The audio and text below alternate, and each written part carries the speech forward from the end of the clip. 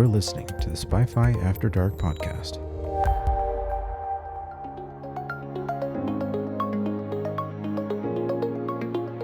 And we're here, SpyFy After Dark, Season 3. What's going on, everyone? So, I don't know if you heard, Alex, but there's a global pandemic going on outside. I have. Okay. I was hoping for a more funny reaction, but sorry. It went viral. I'm sorry. Oh. Everyone knows about it. Yeah. I feel like I've heard that joke a nauseating amount of times. Yeah. Seen enough videos. Nausea. Yeah, I got you. Just not landing with the same gusto as usual. Yeah, don't hold your breath with these jokes. So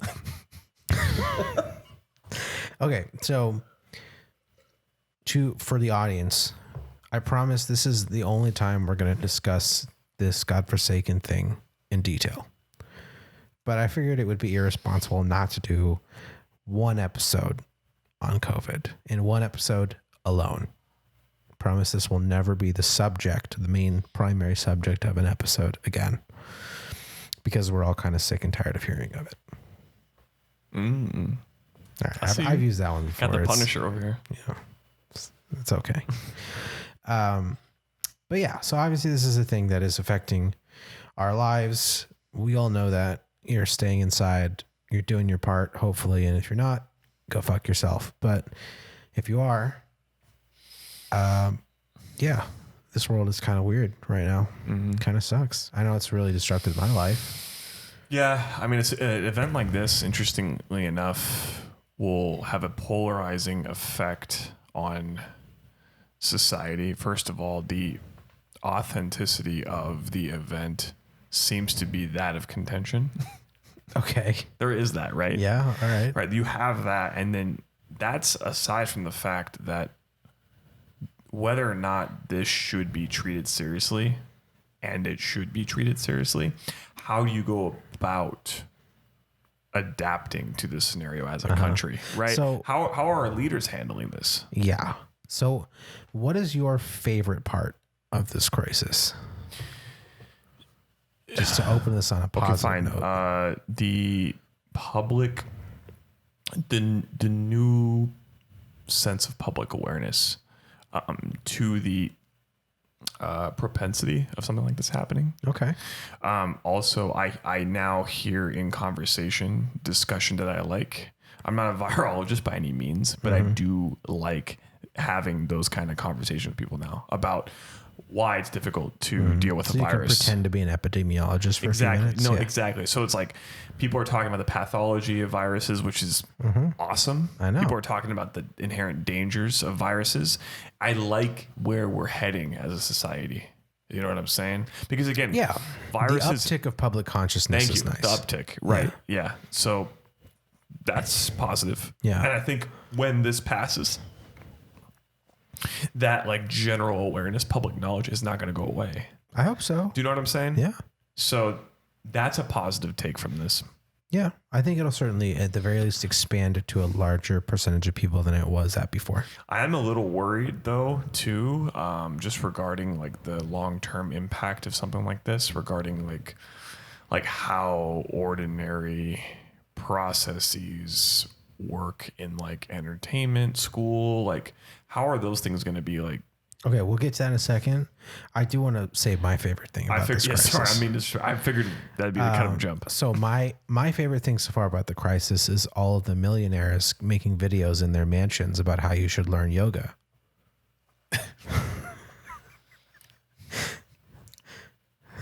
I'm missing any reference here, but it's just a general joke.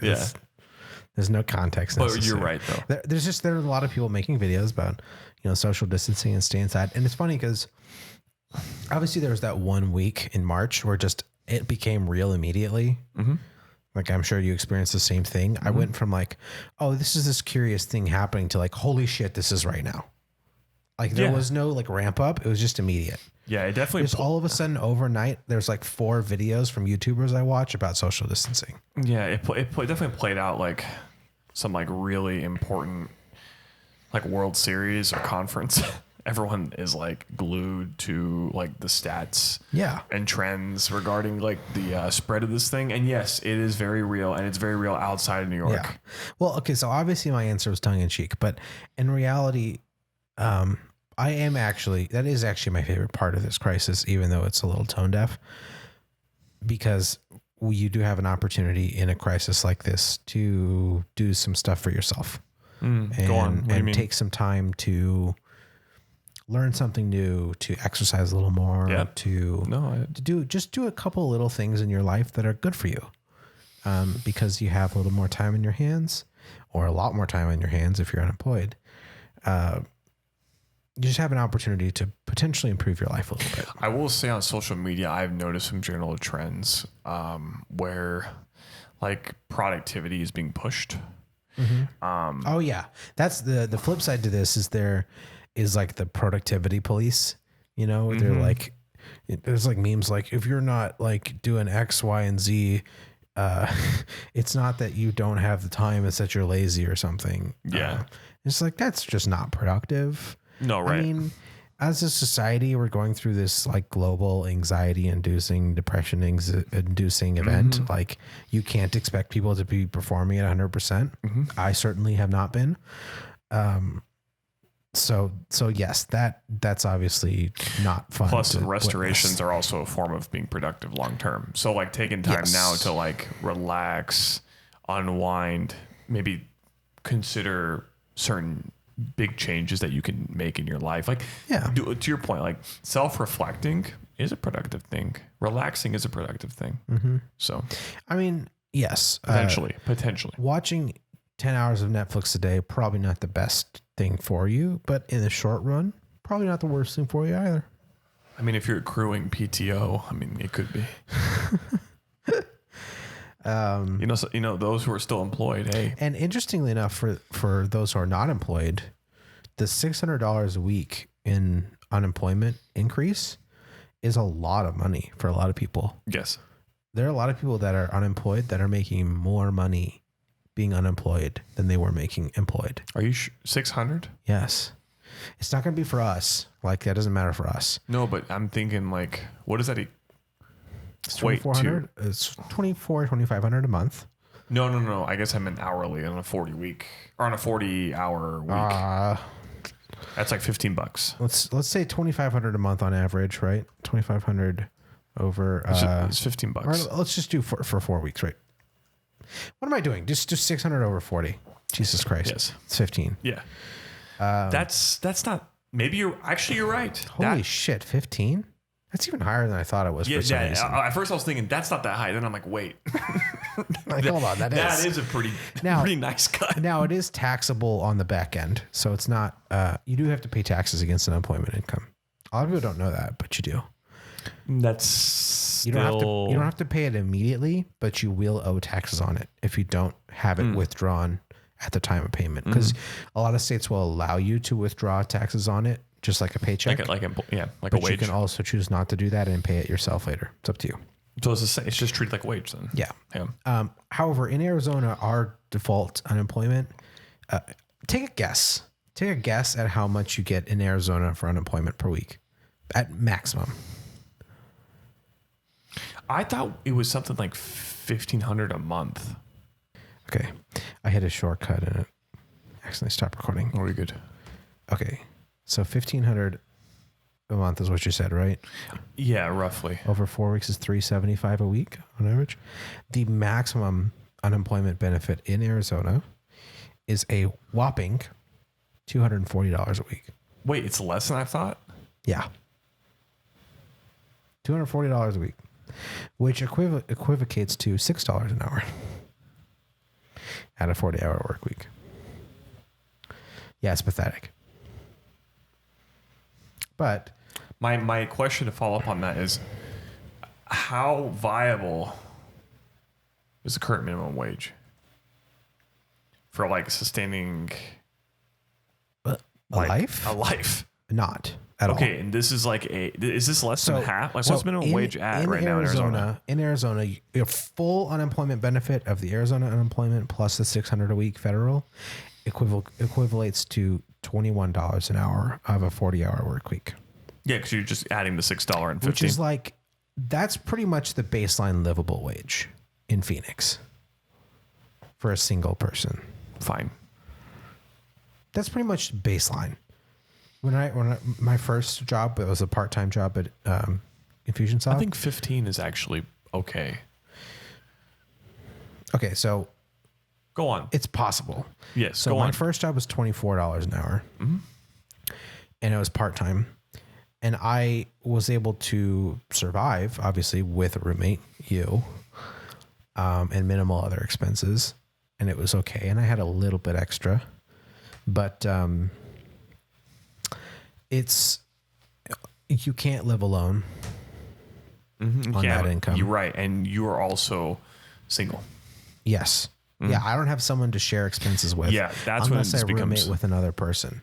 So yes, yeah. There's like a heavy implied incentive to being in a long-term relationship because you cut down your monthly expenses by so much, since you can share a space, and that's the biggest expense for most people. But yes, at $21 an hour, that's a $40,000 salary, $42,000 salary, depending on how you calculate it. It's livable. You're not cruising by any means. You can do it in Phoenix, but you will not have any luxuries, and you will probably need a roommate. It's possible. 15 again is doable. It's going to be tight. You're going to have no luxuries at all. It's going to be tight with roommates. Yes, if you have roommates, it will be tight regardless, and you will have no luxuries. Like you'll get maybe one or two luxuries during the year. The reason why I brought this up is, do we know what the minimum wage is currently? Yes, in Arizona it is $11 or $12 an hour. 12. So unemployment is half. I think it's 11 because we passed a minimum wage increase ballot initiative a couple years back, and it increased year over year. It started by going up to 10, and then it was going up to it's 12. Yeah. Okay. So exactly 50%. I wonder if that was the calculation. I wonder where they got to. It's been this unemployment hasn't changed for a while in Arizona. Oh, okay. As far as I know. Look it up, but I don't think it has changed. Fair enough. Okay, cool. Okay. In a while. So some cities are a little bit higher, by the way. Arizona in general. And I understand that minimum wage is not supposed to be like the minima for baseline for like living. Yeah. Yeah, I understand that. There's a place for it. Fine. Well, yeah, it should be, but it's a whole other discussion. So yeah, as far as we went so far off topic from what I wanted to talk about in this first half. I was actually going to disagree with you. I don't think it should be the baseline for. Okay, we'll talk about this for a minute. We'll switch over to the other stuff later. That's fine. Okay. No, I mean, I just like. I'm sorry. Like things people gotta live, and a lot of people make minimum wage because corporations suck, and frankly the economy is built to work best for like the top 10% of people, and not just in terms of actual monetary means. And when I'm saying top 10%, I'm including us. Like, I think we're in the strata of top 10% of income. Or let's say top 20% of income. Yeah, I would say top 20%, maybe even a little bit, maybe 30%. But it's like, if you have a white collar job making high 5, low 6 figures, the economy is working really great for you because not only do you have a good income, you also have access to cheap shit. Like, we outsource a ton of stuff to other countries to make it cheaper, and we squeeze workers at the lower level to make going out cheaper, make fast casual cheaper, that kind of stuff. So ultimately, we're kind of the ones seeing most of the benefit, ironically. But people have to work at those levels. How it works, but yeah, they have to work at those levels. I would. What do you think about having two minimum wages for part-time versus full-time? The only reason why I'm suggesting this, I know it makes no sense at first, but the only reason why I'm suggesting this is because... No, I know exactly why you're suggesting it. Because, you know, that's the thing is there's this implication that if you're working part-time, it's like not the same as if it's your full-time. And I think it's unnecessarily vilifying a type of income. I understand, but from like an employer's perspective... Besides the fact that employers already are making it very hard for you to work full-time anyway because of healthcare rules. Are you talking about benefits and stuff? Yes. Yeah, like access? Yeah, because if you work full-time for a certain number of months, they have to offer you benefits. Right. But the fact of the matter is that say I'm a college student going to school and I don't have time to work a full-time job. I have 20 hours a week for a part-time job at Starbucks and if I'm going to college like that, I'm not just doing that job for some spending money. I'm doing that job maybe to help pay my bills every month. Like I get a certain amount of extra financial aid I can use for some of my living expenses, but I have to pay for the rest of it with a job. Mm-hmm. And besides the fact that even if it was just for like incidental, like fun purchases for me or whatever, why does that matter? Yeah. To an employer, that's all registered as like consequential unreliability on your end. Not from an employer, but like, why does it matter as far as the society is concerned? No, I'm talking about from an employer. So like working part-time, I don't know if you've ever experienced this, but to me, there's always some kind of bad implication towards your employer. Towards your employer? Like your employer receives it. Like your employer doesn't treat you the same as someone who works full-time.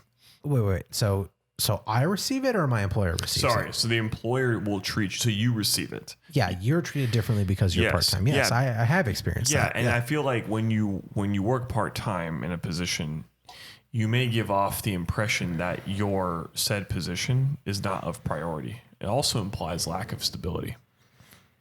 Like for the employer, like you're not going to have argument. That's an argument that it should be the same. Because if you're already being disrespected by definition, then by also being able to pay you less, that allows them to further discriminate against you. Oh, you're saying in the context of two wages? Yeah. I don't think part-time work is inherently less valuable than full-time work.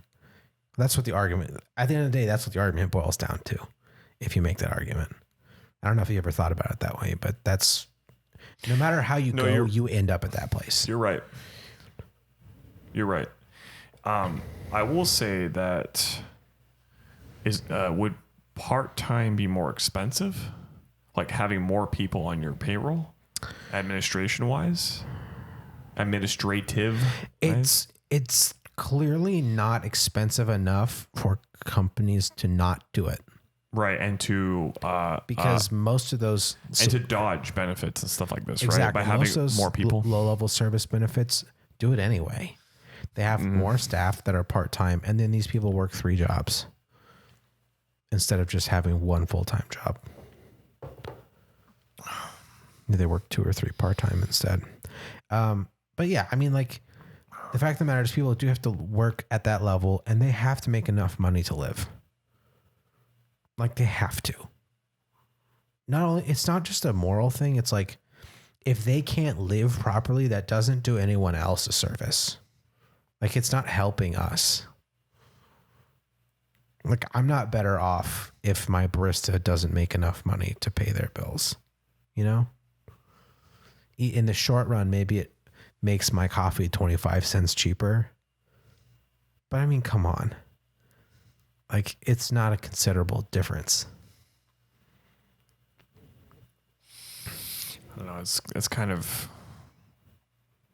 a reductionist way of looking at it, but no, I understand. I mean, you're right. There's plenty of like leeway for massive companies to just spend more on their employees. Mm-hmm. Well, and it's also just... Are companies really operationally working on such a tight budget? No, they're not. That's the real question. Some places are, but not these kinds of places.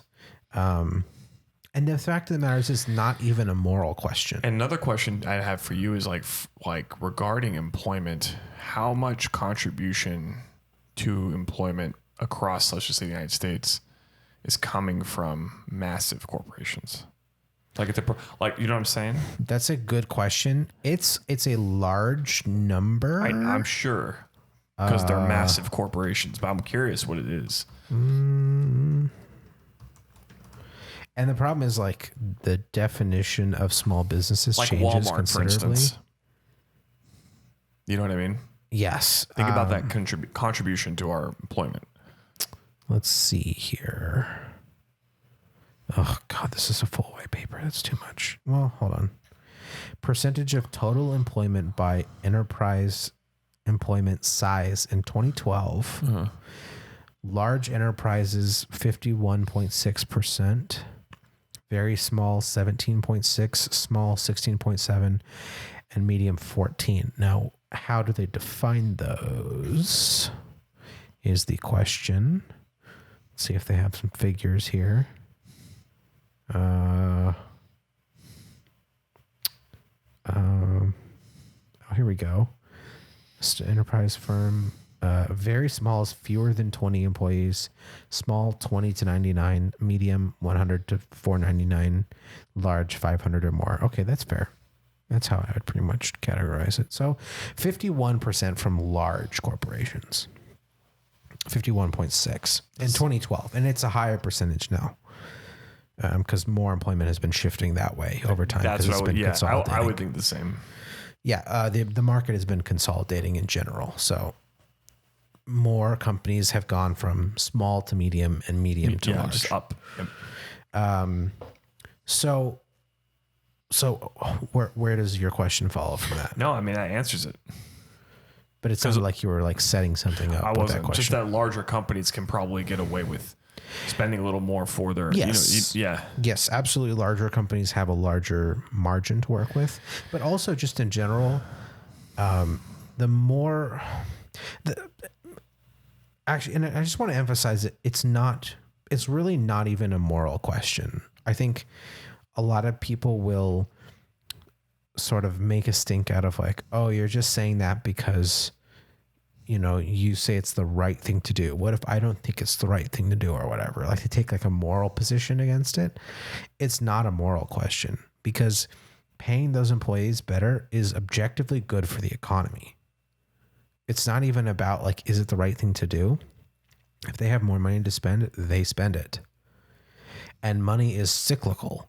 So it's not like spending more money on them takes money out of the economy somehow, because that money immediately goes back in, like immediately, the same month. What would be the opportunity cost of not spending that money on increasing the wages for employees? Where would that money go otherwise?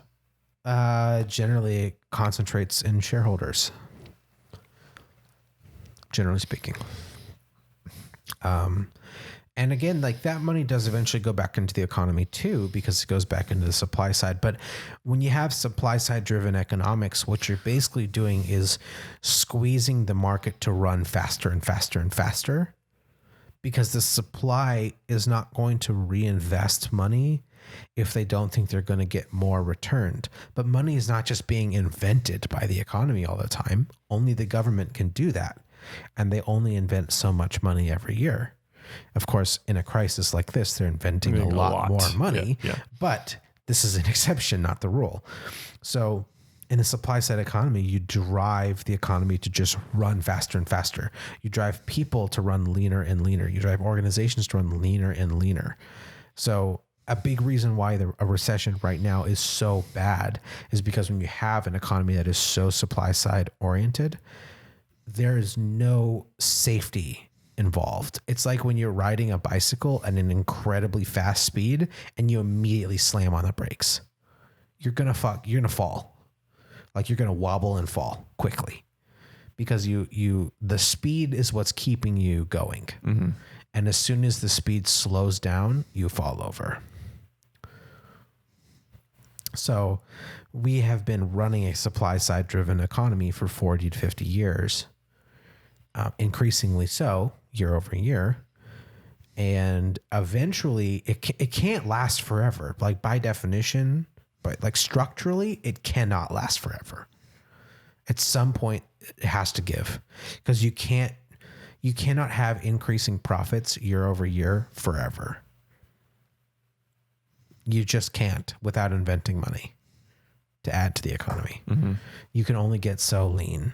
And right now, most people, before this crisis happened, didn't have enough money to cover a $400 expense. Like 60, 70% of the country doesn't have enough. Yeah, $500, something like that. Yeah, they don't have enough money to cover insane. A $400, $500 expense that comes out of nowhere. So when you run people lean like that for so long, it just eventually doesn't work. And so if you shift money towards the demand side, you pay a larger percentage of corporate income to employees, then they're able to build security for themselves personally. They spend more money, which is good for the economy. It keeps money circulating. Again, the key is you want to keep money circulating. As long as it's circulating, you're good. Mm-hmm. As soon as it stops circulating, that's when you have problems. Right. And then on top of that, you can actually diversify the supply side. That's the other benefit, is if people are experiencing good incomes long enough, they start becoming investors. And right now the stat is like, I don't remember the exact stat, but it is 90% of the stock market is owned by like 8% of the population. So that ratio would change in a demand-centered economy, because if more people have enough income to have extra income, they buy in and they become investors. So now all of a sudden they are taking part in the supply side too. And that's a more stable and healthy economy for the long term. So that's the main reason for a higher minimum wage. But it's not just a higher minimum wage. It's a higher minimum wage coupled with an expectation that corporations should take this input as a means to reduce their own profit. That's the key, is you have to cut down corporate profit and transfer it to employees. If you just raise the wage and allow them to raise their prices in response, then you don't help yourself. Mm-hmm. But culturally, we can tell them that's not okay, and they won't do it. Because they have to exist at the end of the day, and they exist at our mercy. We are their customers. Mm-hmm. If we stop spending money on them, they go out of business. Mm-hmm. I mean, yeah, culturally, you can make an impact as a consumer by being, I guess, a conscious consumer. Yeah, I was going to say conscious of who you're supporting. Yeah, it's a term I've heard. Yeah. So like, let's just say some kind of large corporation is starting to do that. Well, okay, and to tie this back into COVID a little bit, I don't know how much you know about the whole stimulus bill. A large portion of it was called the Payroll Protection Program, and then something that ends up being EIDL. They're both basically subsidies, loans / grants given to corporations to retain employees. And unfortunately, the definition of small business to the SBA is way too inclusive, because I kid you not, this is going to piss you off. Two of the biggest recipients of the money that's designated for small businesses that we know of so far, then there's going to be more that we haven't heard of yet, but the ones that we know of so far are Shake Shack, which is not a small business, and Ruth Chris. How large are these companies? They'd be huge, right? Huge. Ruth Chris is like $500 million a year in revenue. Shake Shack it's all over the East Coast. It doesn't have a whole lot on the West Coast, but it's a big company. Yeah, it's got a lot of employees, probably thousands of employees. Ruth Chris, I'm sure, also has thousands of employees. Are those just two examples? Those are just two examples. Those are two that I've heard of so far, and I guarantee you there are others that we have not heard of. So what was the criteria for small business? I'm not 100% clear on that, but somehow they were able to qualify. So it clearly wasn't that selective if they were able to qualify. By the way, back to we'll keep moving forward with this, but like, I just wanted to add one more thing to like our previous thought. Sure. Like a good example of being cautious would be like supporting Costco. Yes. Costco. Yes. Do you know what I'm Costco has a saying? good reputation. Now I'm going to go back to, anyway, sorry. In general, it's being a conscious consumer is very hard because unfortunately the information you need to make those decisions is not easy to get. Yeah. It's easy to be misinformed too. Yes. That's the thing is it's very easy to be misinformed. It's very easy to manipulate data to make your company look better than it is. In general, like rules are, you kind of want to avoid companies that do stock buybacks, avoid companies with high executive compensation, prefer companies that are smaller and more local, that kind of stuff. But it's also more expensive to be a conscious consumer ultimately. Yeah. Especially when you do like small and local, because it's a little bit more expensive to produce in the United States than it is in China, but it's better for the economy in the long run. So. Plus, those same companies are still somewhat profit driven. Yes, I mean they're still making a profit at the end of the day. Prices are adjusted, etc. Yeah. Yes, the prices are more expensive because it costs more to make stuff. Yeah. But generally, probably their profit margins are a little bit lower than their competitors. Yep. We're going to take a quick break for a couple minutes, and we'll come back and maybe we'll actually talk about COVID the virus.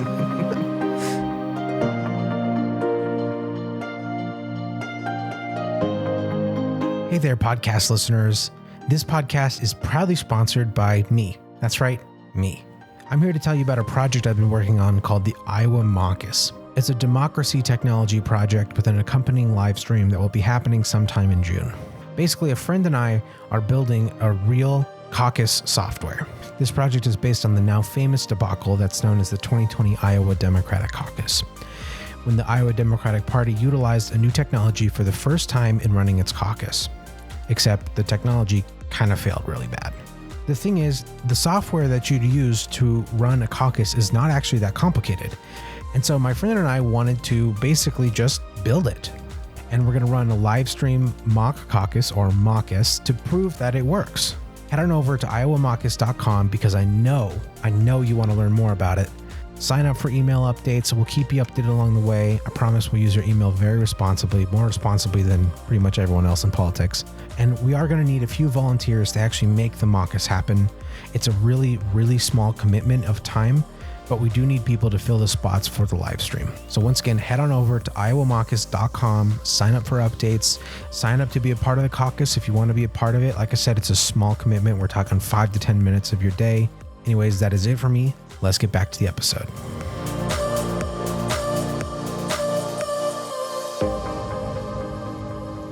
And we are back. Back in action. Back in black. Okay, so we did intentionally set out to talk about COVID.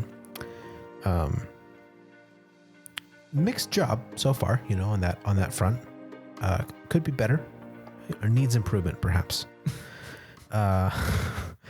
So I don't know about you. So I posted a thing recently. There was a study, and actually I think I mentioned this to you. There's a study in California, San Francisco, some researchers who did a antibody serum test on a large number of people, like 3,000 people in San Francisco, to get a baseline reading on what the overall infection rate has actually been. Antibodies exist once you've had the disease. And they found that the total number of people who had the disease was like around 5% of their sample size, which is significantly higher than the total tally. With respect to the population in California. Which makes, specifically the population in that county. Sorry. In that county. Yeah. Which makes complete sense, right? Because you're not going to get tested unless you have symptoms. And if you have mild symptoms, you may never go to the doctor. Behaviorally, you're not going to change. So you're going to, you're not going to take the quarantining as seriously. You may still talk and interact with people. I mean in that those people are not going to be counted. Like the official tally we have is only confirmed cases. Yes. So 100%. If your symptoms are really mild or non-existent, 100%. A lot of people presumably have no symptoms. then you may never end up getting tested. I'm sorry. You may even get mild symptoms, be like, I think I have COVID, but never get a test anyway because your symptoms aren't bad enough to be tested. No, right. So there's that, and then that's going to bring up two things. On the one hand, like we may have a wrong understanding of how contagious this virus actually is, but on the other hand, the mortality rate And how deadly it is, is yeah. inflated.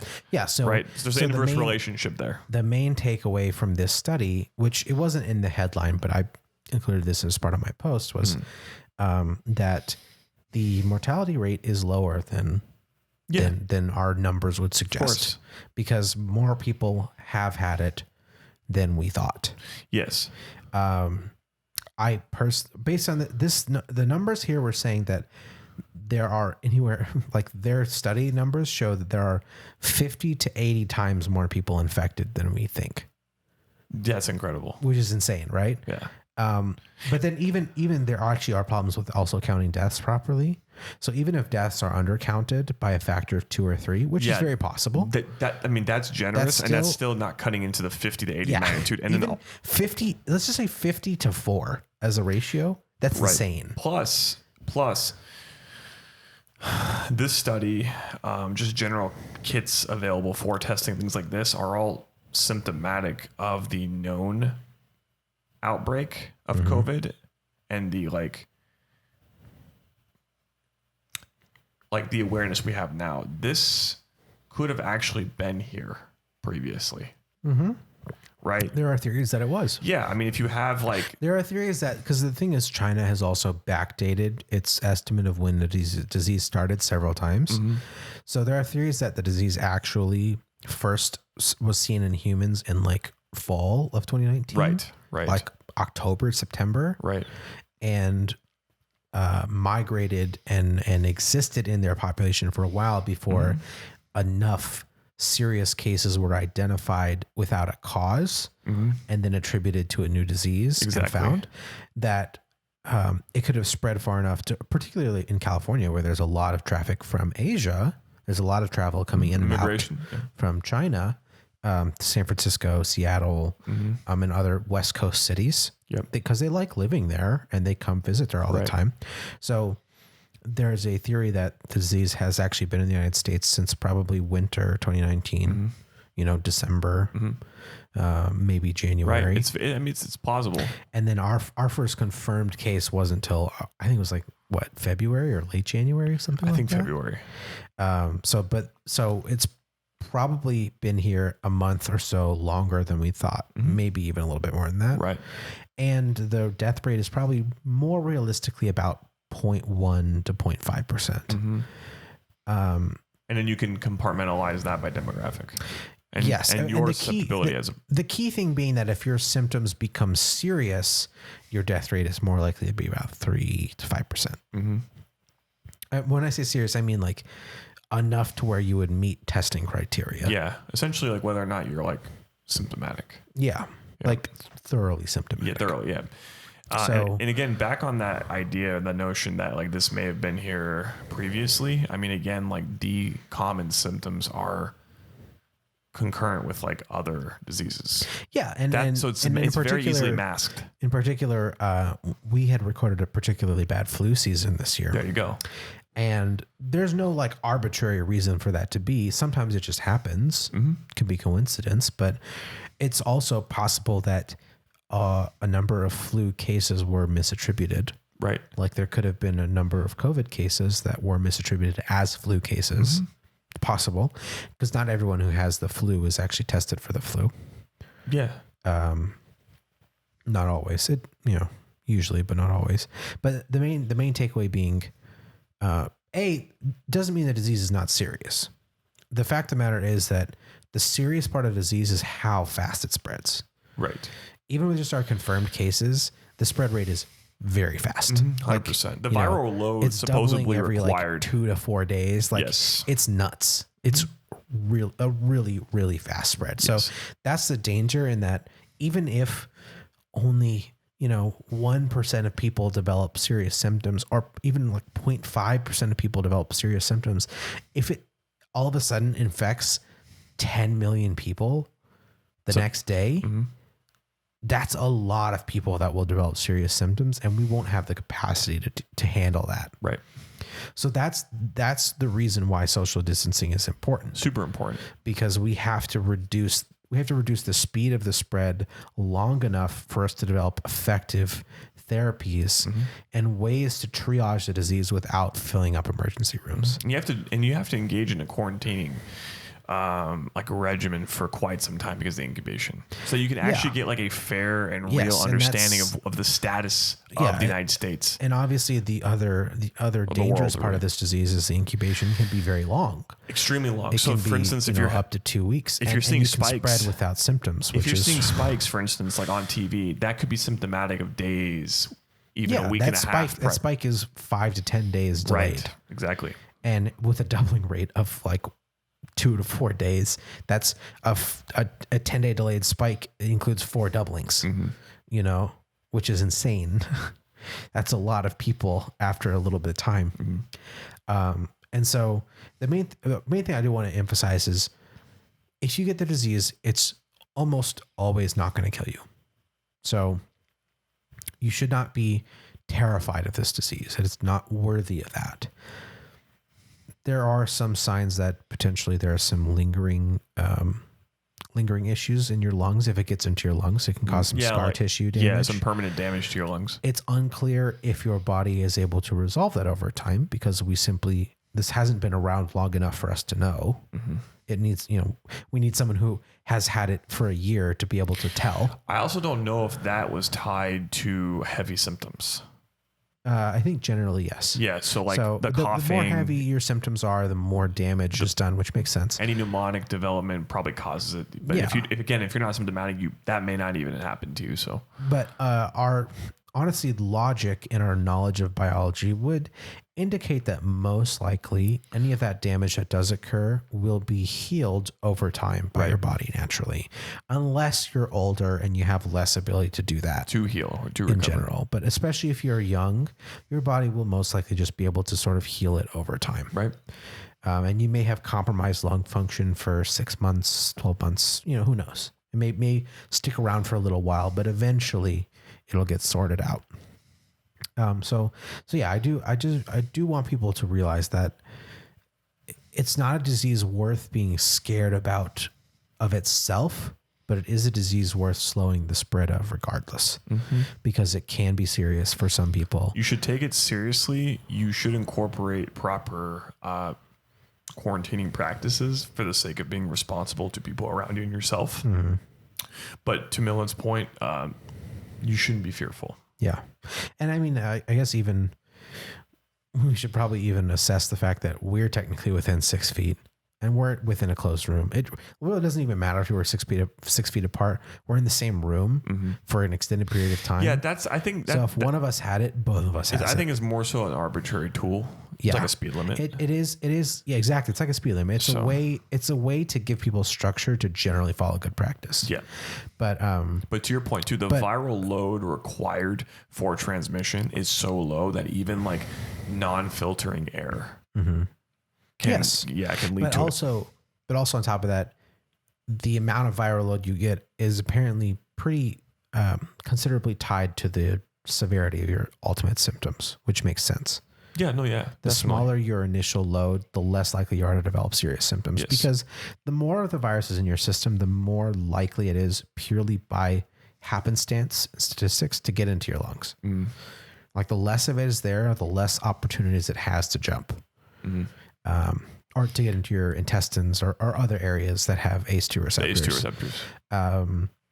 So and that's the thing is if you get passing exposure to someone, you probably will never develop anything more than mild symptoms, even if the person's pretty sick.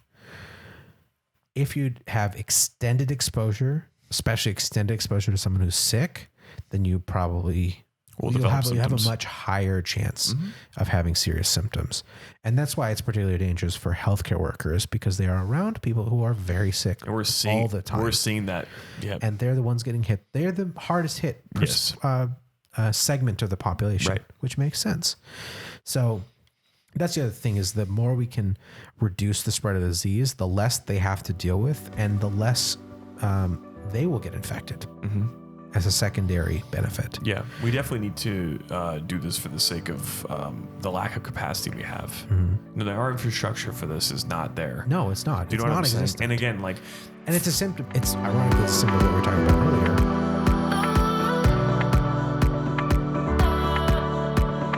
Hey there, podcast listeners. This is Millan Singh, host of SpyFy After Dark. I'm here to just please ask you to rate and or subscribe on whatever platform you might be listening on. It really makes a really big difference to us, and it makes us feel really good about ourselves, so you really should just do it for that reason alone, honestly. But seriously, it boosts our organic search rankings and makes it easier for people to find the podcast. And so it would really help us out a lot if you could shoot us a rating, subscription, whatever's applicable on whatever platform you might be listening on. Anyways, that's it for me. Let's get back to the episode.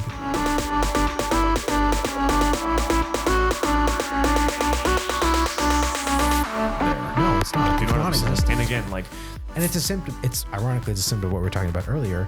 As corporations, of course, pushed to make things more lean, government has had the same influence because the same type of people are running government as running corporations. so like expenditure on things that are preventative Yeah, with we like no just don't return, do it. you don't do it. Yeah.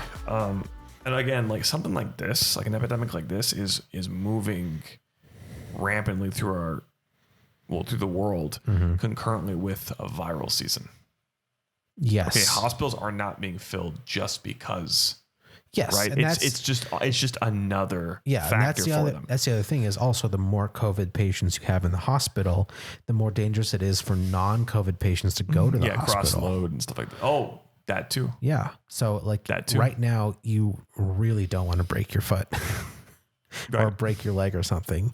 Like you want to avoid potential hospitalization at all costs because if you get hospitalized Inherent right risk now, over there. you're pretty much guaranteed to get it realistically. Like it's a very high chance of getting cross-contaminated How somewhere. embarrassing is it as a nation to have like issues with It's medical so support? embarrassing. Yeah. And I mean, the whole thing with Trump disbanding the pandemic team, that's just sort of emblematic of the problem. But in reality, these problems probably predated his presidency. Like, there's no way he caused all of this in 3 years. The lack of infrastructure, it's not just at a government level. Hospitals don't have it either. They're not properly prepared. Part of it is because ironically, even though the healthcare industry is such a huge percentage of our GDP, the ones making all the bank are healthcare insurance and drug companies and device manufacturers, not the providers. The providers often run on very thin margins, especially hospitals. They run on like 3-4% margins. So they don't even have the bandwidth to buy the kinds of supplies to have in emergency stores or like have extra wings that they can put infectious patients into to have an infectious part of the hospital and contain that. Right. Like it's not even an option for a lot of hospitals. And right now, a lot of hospitals are facing financial hardship because they don't have enough capital to make the expenditures they have to make to care for all of these people right now. And they have to cancel elective surgeries and other procedures that are currently the things that make them the most money. Yeah, because of prioritization. Yeah. They have to prioritize COVID patients, and it's just not safe for them to do those kinds of surgeries. Like if you want to do a hip replacement, for instance, right now, unless you are in like a real bad pain, you should just not do it. You should wait. Just put it off for a year. If you can do it, put it off for a year. And that hip replacement would make the hospital a lot of money. That's the kind of thing that makes the hospital money. So there are like clearly endemic problems with lack of preparedness across the whole sector, from the providers themselves to government itself. And I guarantee you, even the pandemic response team that existed probably was underfunded, even though it existed. You know, Trump did disband it, to his credit or discredit, however you want to phrase that. But even without him disbanding it, when it existed, it probably didn't exist at the level of force it needed to be at anyway. So I don't know where I was trying to go with this, but we're in this time that's obviously, everyone says this is an unprecedented time. It's become like a cliche. We're in an unprecedented time. Like everyone is saying that, but it's true. And I think this is a time to test our resolve as a culture. And I really hope we learn some lessons and spend a little bit more time being prepared for future crises and don't just get rid of the preparations when nothing happens in 20 years. Yep. I can tell you right now that from a healthcare perspective regarding like our lack of infrastructure, there's that to be learned, but also we can learn about how dependent we are on a transient country like China. Yeah, well, yeah, there's certainly that side too. You know, pretty devastating. Yeah, I really hope we can learn a lesson of diversifying our supply chains. Yeah, maybe bringing some back here or just diversifying it. Yeah, I mean, obviously, I'd love to see us bring stuff back here. I think in a perfect world, right? There's a lot of opportunity for building highly automated and highly efficient manufacturing industry. We in have the a United lot States. of resources here still. We do, yeah, like absolutely. A lot. So there's plenty of land, plenty of space, plenty of labor, and plenty of expertise to make all that happen. But even if we don't do that, even if we just diversify it and do more from like Indonesia and Mexico and Peru our neighbors in and Mexico. Eastern Europe and other like cheaper places, that's fine too. I mean, it's still better at the end of the day. So yeah, how do you want to wrap? Well, let's see. We have maybe 5 minutes left here. Maybe actually no, we have a little bit more than that. 10 minutes. Okay. Any other thoughts on this? That's pretty much it from me. I mean, just doing the best I can right now. How are you personally adapting? Well, regarding my current routine, it's more or less the same. I'm working from home. That's nice. I'm starting to kind of develop a more flexible schedule for myself. Yeah, and by the way, we're going to talk about that in episode 2. That's right. Yeah. Okay, awesome. So yeah, I have that going on. Thankfully, I still have my job. You know, markets like hospitality, food, like things like, I mean, they got hit really hard. I'm actually in the healthcare field, so like certain divisions of my company have actually been doing okay and are contributing to this. Although you're in devices, so actually you're probably going to take a hit too. Yes. My specific division has taken a hit. Yeah. Yeah. But, I'm still employed, thankfully. Regarding like hobbies, like I'm still exercising, doing things at home. It's okay for now. I anticipate like some problems later. You know, I'm someone that really enjoys being out, being with friends, like being active. I feel like I'm going to hit that if this persists. You know, I'm going to hit that state of depression. We're going to find out if you're truly an extrovert or just an extroverted introvert. Yeah. This quarantine life, like so far, is okay, but I feel like I'm going to suffer from a pretty hard hangover soon. Yeah, I've also been working from home. I thankfully will most likely keep my job through this crisis, even though I work for a hotel company, because I'm in software and they're not going to cut us. If they're going to cut anywhere, it's going to be somewhere else. We haven't seen any cuts at our company yet. Okay. And there's no plans for them at the moment. I think, according to my CEO, we have more cash than most of our competitors, and we don't own many properties. A lot of our competitors own their properties. A lot better. We're franchised, so we're in a good position. But yeah, I mean, I think the first like 2 weeks were cool, and then the next few weeks were kind of bad.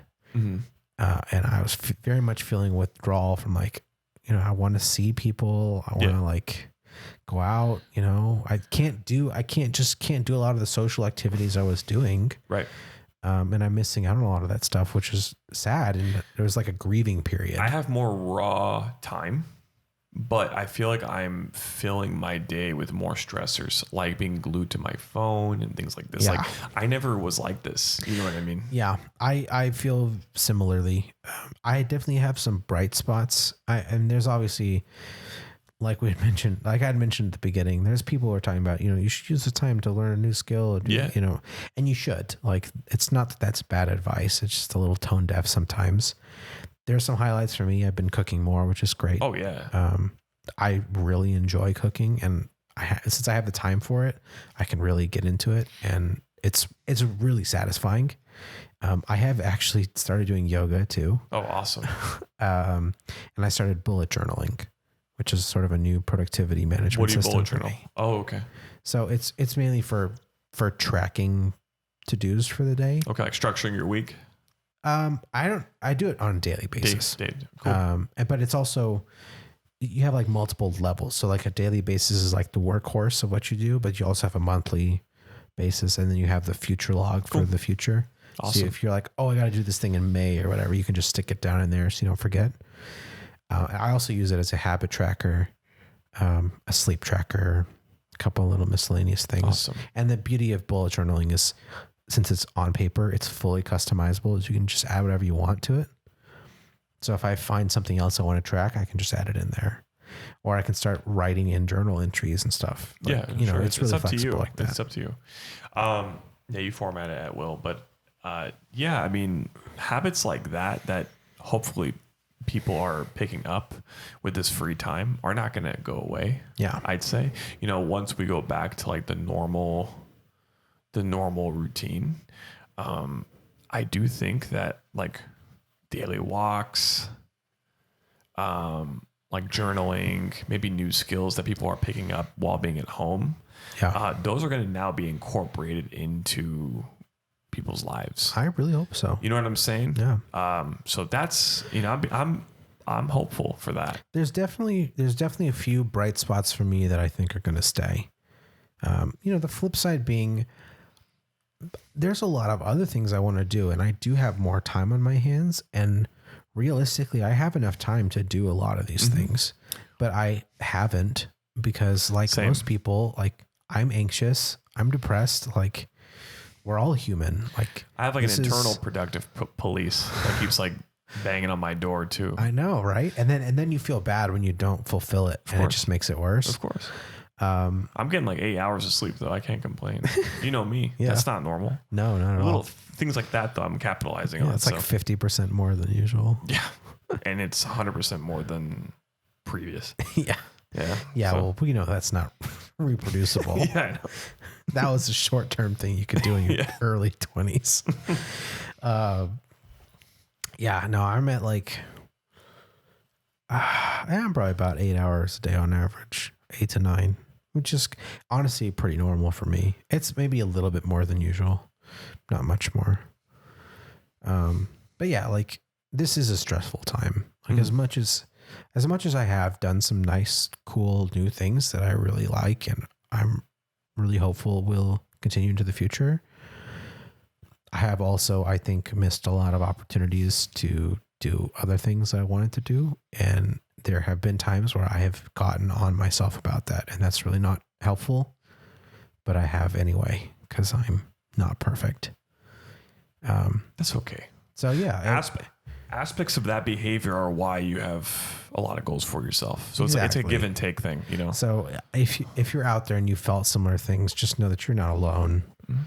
Like, I understand there's an expectation that you should use all this time to your betterment, whether that's coming from yourself or from external sources or both. Mm-hmm. For me, it's primarily coming from myself.